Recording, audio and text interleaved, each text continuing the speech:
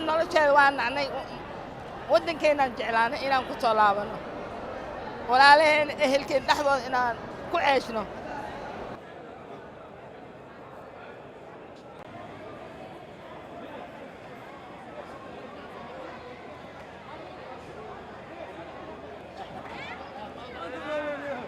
dagaalada waddanka ka dhacay awal sano aan deganay sanadii dagaalkii waa diyaarado lagu garaacay dhowr jeer baa qaboolada dagaalada dhacay dagaaladii waa ka soo adan xoogaa cadan baa soo dhawaaday cadanta hadaa imaanayna bas xoogaa dhibaataan la kulanay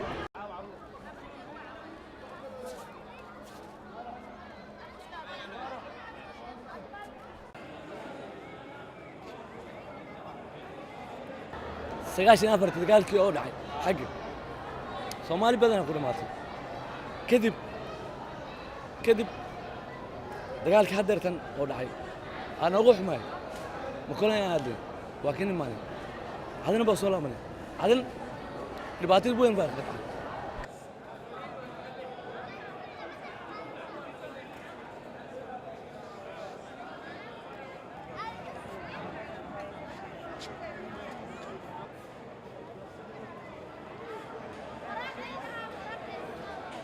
We've just heard from talking to the returnees that a much larger number are still there.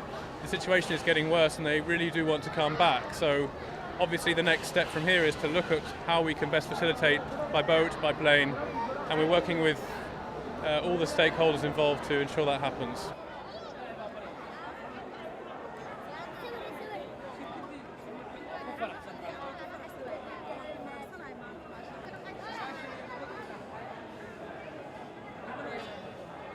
I just talked to an old lady over 60, and she's praying Allah that for her luck that she's back home after 15 years. There is another gentleman who's been away over 25 years.